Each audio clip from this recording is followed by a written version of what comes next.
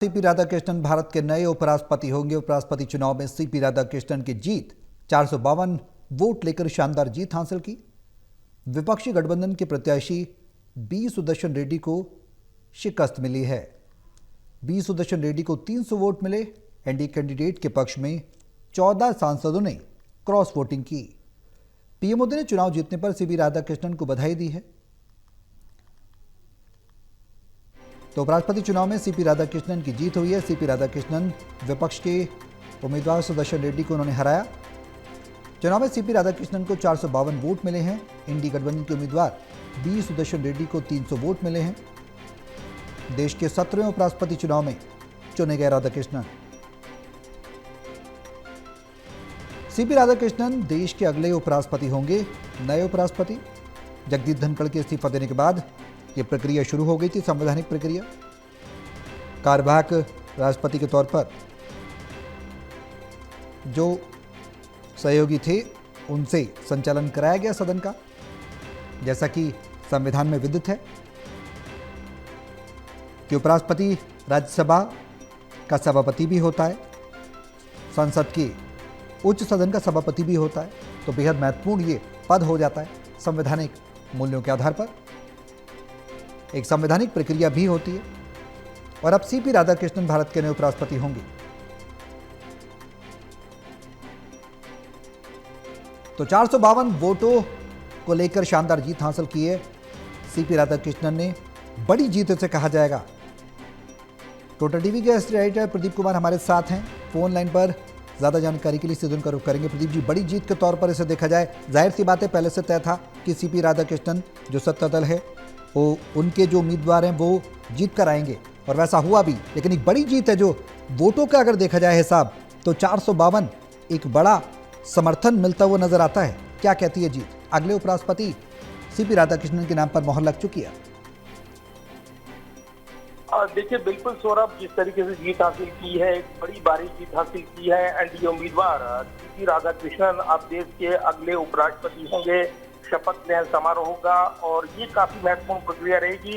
निर्वाचित घोषित हुए हैं 768 में से जो वोट मिले हैं उनको अगर देखें, क्योंकि जो यहाँ पर निर्वाचक मंडल था वो 781 वोटों का था और उसमें 767 वोट पड़े हैं और इसके बाद 452 वोट उनको हासिल हुए हैं सीपी राधाकृष्णन को, जबकि उनके विरोधी और विपक्षी उम्मीदवार बी सुदर्शन रेड्डी को 300 वोट अवैध पाए गए हैं, जबकि 15 वोट जो हैं वो निरस्त हो गए हैं, अवैध हो गए हैं। इसके साथ ही ये मुकाबला 152 वोटों के अंतर से जीतने में कामयाब रही हैं सीपी राधाकृष्णन जो एनडीए के उम्मीदवार।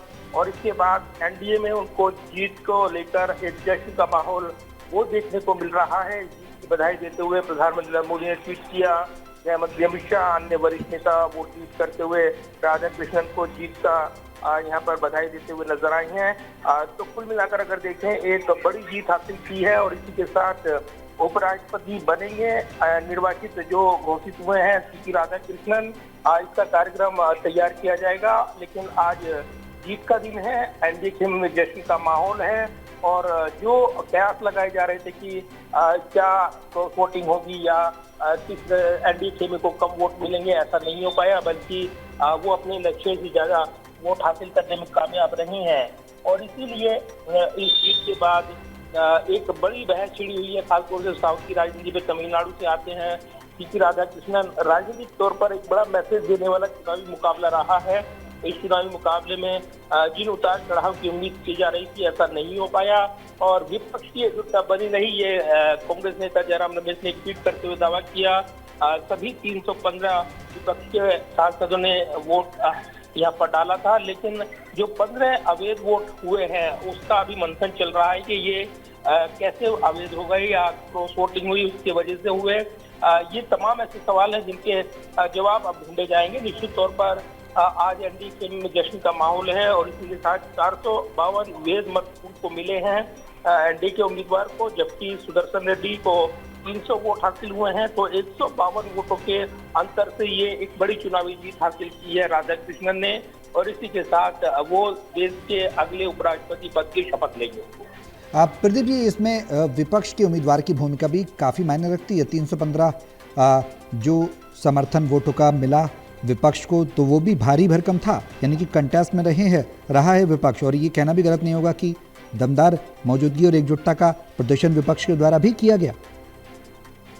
देखिए, बिल्कुल ये कांग्रेस नेता जयराम रमेश का दावा था कि 315 विपक्ष के उम्मीदवार को वोट डालने में कामयाब रहे हैं। विपक्ष की एकजुटता बनी है, निश्चित तौर पर बनी है, लेकिन 15 वोट अवैध भी घोषित हुए हैं। इसको भी नजरअंदाज नहीं किया जा सकता। अब ये जानबूझकर हुए हैं या इसके पीछे क्या वजह रही है, ये तो परिस्थितियां अभी साफ नहीं है। लेकिन इतना साफ है कि 15 वोट जो अवैध हुए हैं उसमें अगर आंकड़ा माइनस करें जो 315 का दावा किया गया था, तो 300 वोट वैलिड पाए गए हैं विपक्षी उम्मीदवार सुदर्शन रेड्डी के।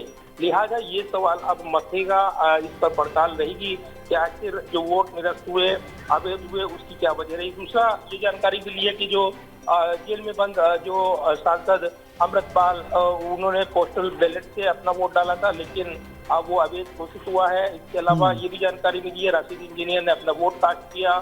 इसके अलावा अगर देखें तो कुल मिलाकर जो ये चुनावी मुकाबला था वो एक बड़े मुकाबले में तब्दील होने की उम्मीदें की जा रही थी। नजदीकी मुकाबले में ये तब्दील हो पाएगा नहीं, ये बड़े सवाल थे। क्रॉस वोटिंग को लेकर चर्चाएं थी, लेकिन 15 वोट निरस्त हुए हैं, अवैध हुए हैं। अब इसके पीछे क्या वजह रही है अभी तस्वीर साफ नहीं है, क्योंकि ये गुप्त मतदान होता है। ये पूरी प्रक्रिया जो है गोपनीय रहती है। ऐसे में एक वोट कास्ट होता है और उसके बाद उसकी गिनती होती है। तो जो चुनावी प्रक्रिया रही है 10 बजे शुरू हुई। प्रधानमंत्री नरेंद्र मोदी ने पहला वोट डाला और उसके बाद तमाम सांसदों ने लाइन में लगते हुए अपना वोट कास्ट किया है। नई संसद भवन में पहला चुनाव था ये उपराष्ट्रपति का, यहाँ पर वोटिंग हुई और उसके बाद विजेता घोषित किया गया। 6 बजे के बाद जो वोटों की गिनती हुई, उसके बाद ये मत पाने के बाद निर्वाचित घोषित किए गए हैं सीपी राधाकृष्णन, जो देश के अगले उपराष्ट्रपति होंगे और इसी के साथ वो राज्यसभा के सभापति भी होंगे, यानी सदन को चलाते हुए नजर आएंगे। तो एक बड़ी कामयाबी एनडीए खेमे को मिली है जब उन्होंने अपने उम्मीदवार को जिताने के लिए जो पूरे कोशिश की थी उसमें वो कामयाब रहे हैं। और कहीं न कहीं जगदीप धनखड़ के इस्तीफे के बाद इस पद को लेकर बड़ी चर्चाएं थी, लेकिन आखिरकार एनडीए इस पद पर परचम लहराने में सफल रहा है। चलिए, बहुत शुक्रिया प्रदीप जी तमाम जानकारी साझा करने।